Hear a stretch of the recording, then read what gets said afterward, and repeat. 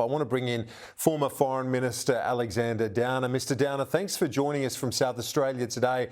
I was interested to read your analysis in The Australian today. You've said that the day was always going to come where a US president has said to Europe they need to do more in their own defence. And as you put it today, that day has come. What do you make of the response from Europe?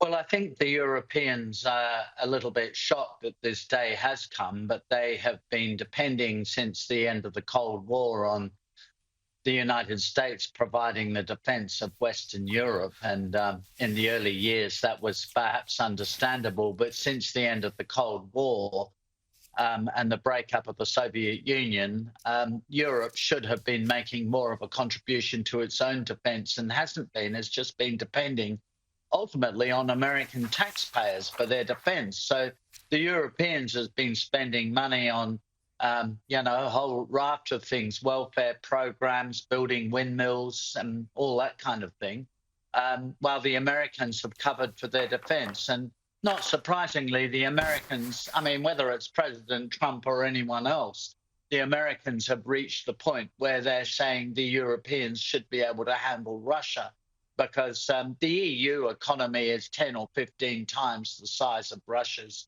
So they have the potential to deal with Russia without the Americans being centrally involved. Indeed, there's that size question, but then you've got the intent. Is there the intent to do that? The British and the French have responded forcefully, others less so, particularly when it comes to the idea of peacekeepers. Well, that's right, and this is the problem with Europe. They don't sing with one voice. They have many voices, and the European Union plus the UK shouldn't be seen as a behemoth. It's a diversity of countries with a diversity of politics and a diversity of views, and you're seeing that on that issue. But the British and the French have always been more forward-leaning on defence issues. And they're quite right to say that they would make a contribution or set up a peacekeeping force in Ukraine to police the ceasefire if a ceasefire ever comes. And the Americans, sure, they would provide that with backup if the worst came to the worst. But this is something the Europeans should be able to handle themselves in the main. After all, Russia isn't a threat to the United States, and it's not a serious threat to Western Europe either. The Russians have nothing like the capacity to invade Germany or Austria or, sweep through to Italy and France. They have no capacity to do that. They haven't even been able to knock over Ukraine. They've been trying for 11 years, actually, not just 3 years. So, and the Americans are right about this, and I think it's a warning to Australia that we need to make a serious contribution to our own defence as well, not just depend on the Americans. I do want to ask you about that and get you to elaborate on that specifically in a moment, but just on the Americans before we move on from their worldview and strategic approach under Donald Trump.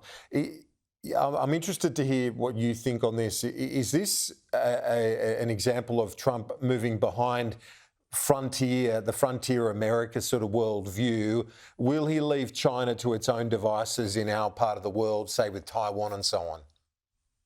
No, I think this, if you like, I'm not accusing you of this, by the way, but this anti-Trump narrative that somehow he's an isolationist and he's just going to withdraw behind America's borders is completely wrong.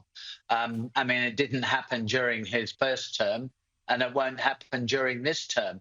It's just that when it comes to Ukraine, he thinks that Europe should have the capacity predominantly, not exclusively, to deal with that issue.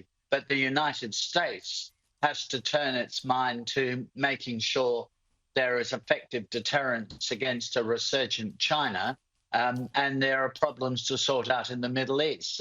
That's the priority. And Europe can't deal with China. It can help, of course, but it can't deal with China. America has to do that with its Asia-Pacific allies. And so that is the way the administration thinks. It's not thinking of isolationism, by the way. That isn't the plan.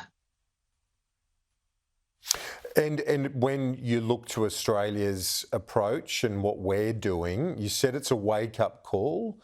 Can you elaborate on that for us? Where do we need to position ourselves right now amid an uncertain future? Well, the Americans would have metaphorically raised an eyebrow when they saw the way we handled that Chinese fleet circumnavigating Australia. I mean, any country with a serious defence force would have monitored that the whole way, would have known all about its activities. I mean, these games go on. You see them in other parts of the world the whole time. They are a test of the capability of a defence force. So, in a sense, we did quite poorly in that test.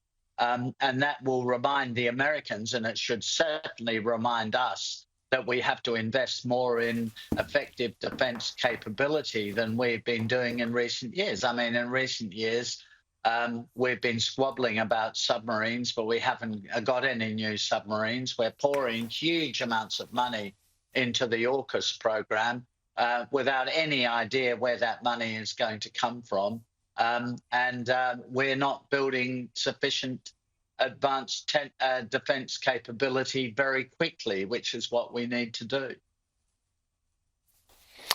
Australia's longest serving Foreign Minister, Alexander Downer, appreciate your time. Thank you for your insights.